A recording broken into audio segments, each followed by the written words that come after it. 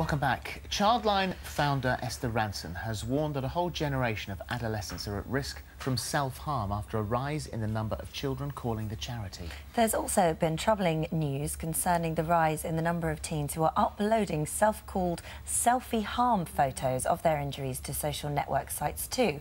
Today, Dr. Ranj is here to explain more about the condition, and with him is Frankie Eaton, who self-harms and has done for many years. And welcome to both of you, particularly to you, Frankie. Thank you for being here today and talking about this. You're 25 now, yeah, but you started self-harming when you were 14 years old. And I know it's difficult to pinpoint it to a specific reason of why, but what were the triggers surrounding you at that time that may have been the cause? I can't really remember. It was quite a long time ago.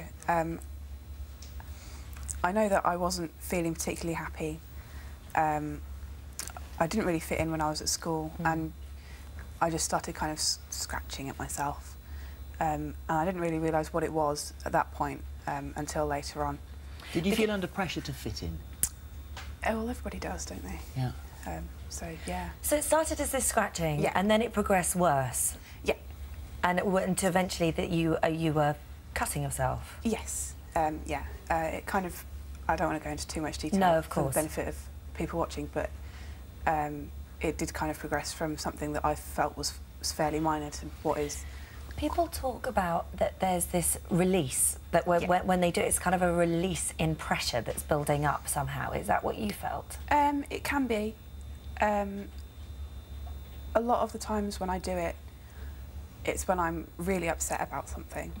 And what I'll do is just the feeling of the pain will kind of shock me out of the upset feeling and help me to calm down.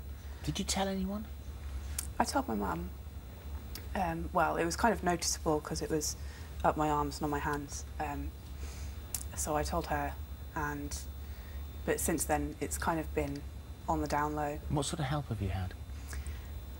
When I first started doing it, I was introduced to a website called thesite.org, and the peer support that I've had through there has been really, really important. And since then I've had various therapies. I've seen my GP a few times. And you still self-harm now, don't you? Yeah.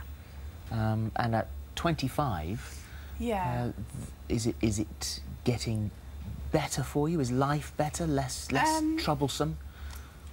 I've just taken a big risk. I've moved from the south to Leeds. It's a lovely city. It is. I love it. So that's really helped me in starting to feel a bit more in control of myself. Yeah. But it's hard to say, really. It's different now to how it was when I was younger. Are you still getting help? I'm in the process of trying to get it. I need to sort out a referral, but... Yeah. Dr. Ranj, it seems that this is on the increase. This is happening more and more. Why do you think that is? Well, the reasons for it are complex. They're very individual to the person. And yeah, we're picking it up more, but undoubtedly it's because young people are increasingly feeling the pressures of day-to-day life, I think. There's a big survey that a combination of charities are doing at the moment, including YouthNet, Childline, Selfharm.uk, Co.uk and Young Minds, and they've had 2,000 responses, and one of the commonest reasons is because young people feel isolated or alone, and things like in response to bullying or problems at home and pressures to perform at school. And I think it's because it's always been there. The problem's always been there, but only now are we starting to take notice of it, and it's kind of built up and up and up because we've always assumed that young people are invincible and don't have problems. This has always been there, and I think we're just waking up to it. Well, Esther Ranson's described it as a hidden plague. Exactly. It's been there for quite some time. 1 in 10, 16 to 25-year-olds have experienced self-harm at some point in their life. It's just something that we haven't necessarily given all the attention it deserved in the past, and we're blaming things like, we're talking about things like online and internet sites and things like that. Now, online is a double-edged sword when it comes to self-harm. Undoubtedly, it is a massive source of support, as Frankie, described in her case. Young people go there and get information, and they get support from peers, and they get support from professionals, and especially when they can't access that anywhere else.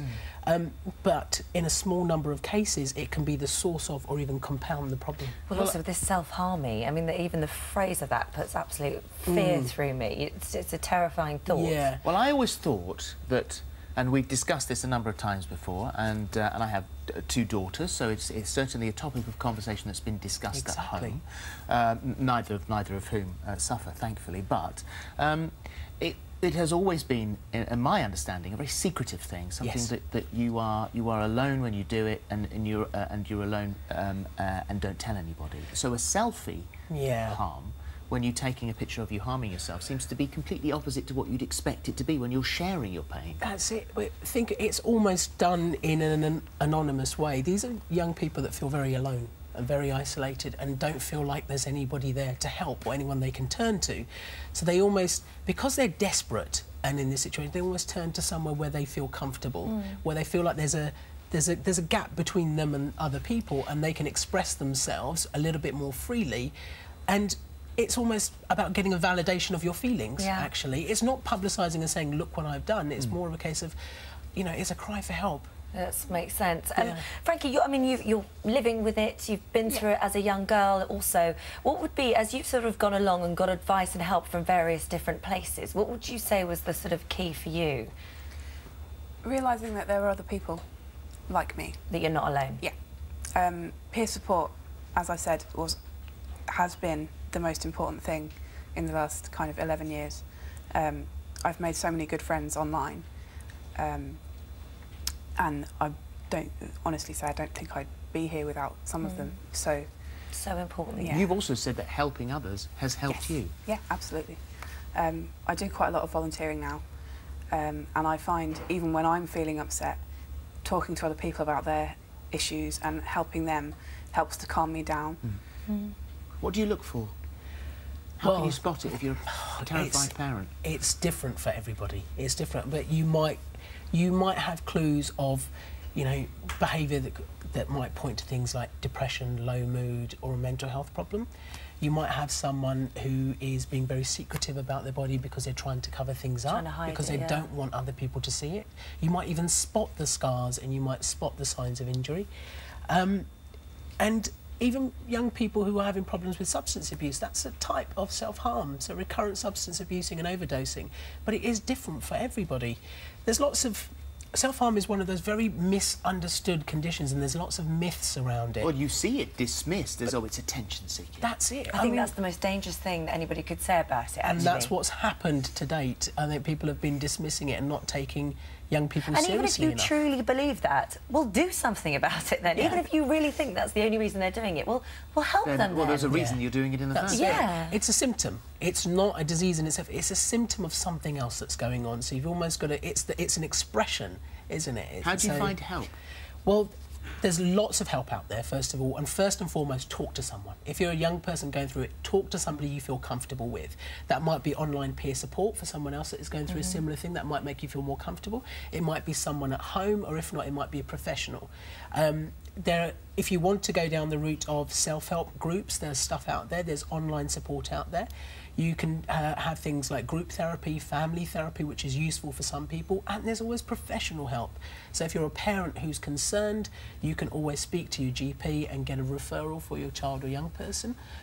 There's a lot out there. Sometimes accessing it can be quite tricky, but there is help out there. There is help. OK, well, Dr. Ranj is going to be back in about half an hour taking your calls if you're worried about self-harm. In the meantime, if you need any support or advice about the issue, we've put all the details on our website. Thank you very much for coming in and talking about it. Very brave lady. Let's get some of your comments now.